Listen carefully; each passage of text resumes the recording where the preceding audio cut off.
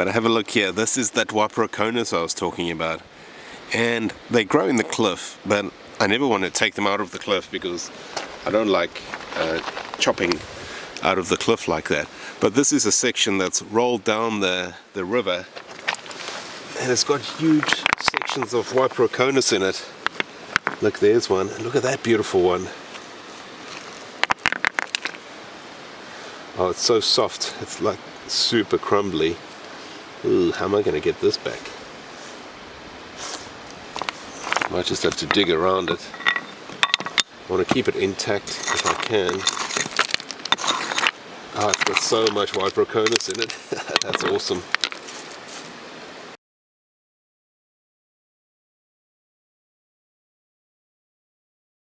Here's that new 3D scanner I've been sent. Let's open it up and see what's inside here. Every now and again I get sent some products. The only products I show on my channel are ones I believe are useful and that I will use myself. So if you're seeing this, yeah, I believe it's a useful product. The ones that I don't think are useful, I just send back. This is a pre-release from 3Dmakerpro. It's called the Seal. Let's see what it's like. They say the Seal's got an accuracy of 0.01 millimeters, which sounds incredibly detailed. It's for objects between 1 centimeters and 30 centimeters, so definitely smaller ones. And the Seal unit's got full color, where the Seal light doesn't have. They've given me the Seal and the Seal light. It's like, yeah, there's two in here. Oh, that's awesome.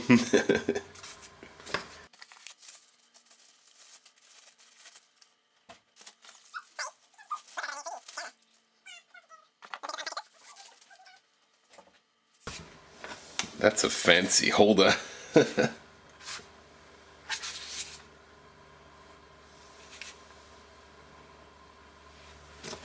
Oh, it's got a color screen.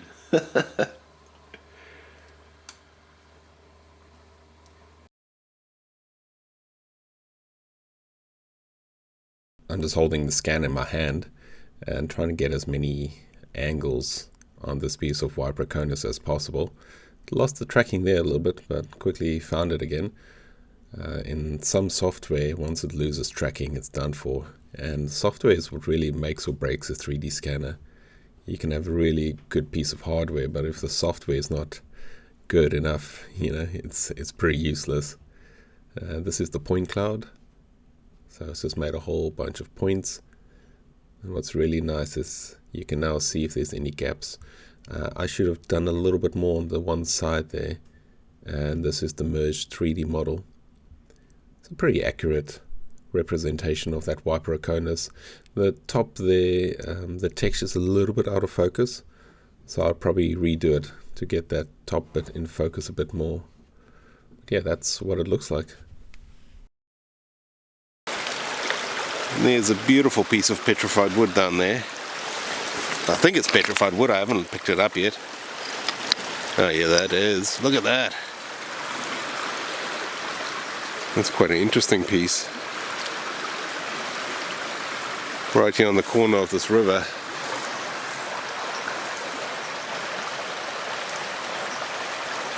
I've just crossed over this river for about the 10th time this afternoon and found this right on the edge here. And have a look at that.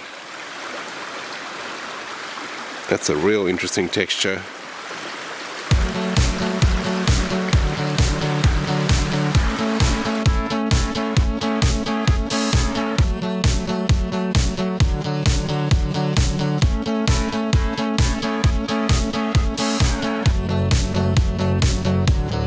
Here's the point cloud after one scan. You can see I've just scanned the one side. And at the back there, it's empty. So I flipped it over and scanned the back. And now we've got the back filled in nicely. And when I merged it, this is what I got. Looks really great. It adds this metallic sheen on there. That's not really on there. That's just the software. You can even see a few of the details on the edge there. there as well. But over here, this is where it didn't get enough data. These orange bits, and you can see it's all flattened out there. So I just clicked on append, did another scan. This is the scan I did, just getting more detail on that side over there. No. Yeah, just trying to get more detail on that side. And when I fused it again, this is what I got.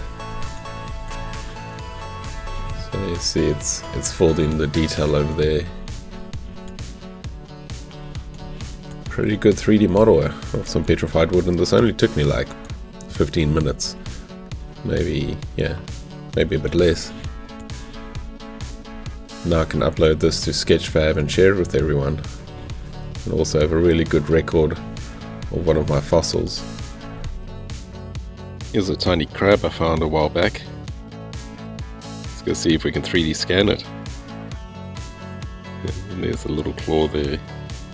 A few legs at the bottom as well. This is how I found it, with the carapace exposed like that. This crab came out really well actually.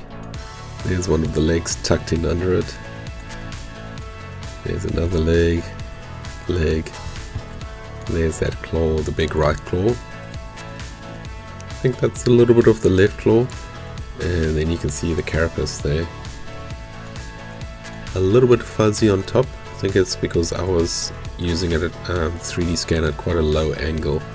So I've got lots of detail on these legs. But I probably should have done a scan where I was looking right on the top there.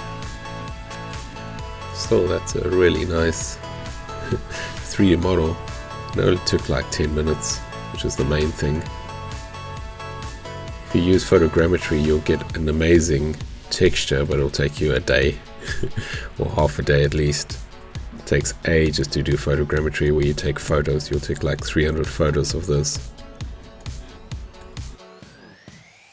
I did have a few cases where the auto alignment feature didn't work, and then you have to use this manual alignment to tell the software where the matching points are. So I'm looking at the top of the crab over here, and you can see these red dots, they're not matching. So I need to find an area where there's overlap. So this is the back of the crab. So what I'll do is I'll start with the red dot, and I'll be like that spot and that spot are the same.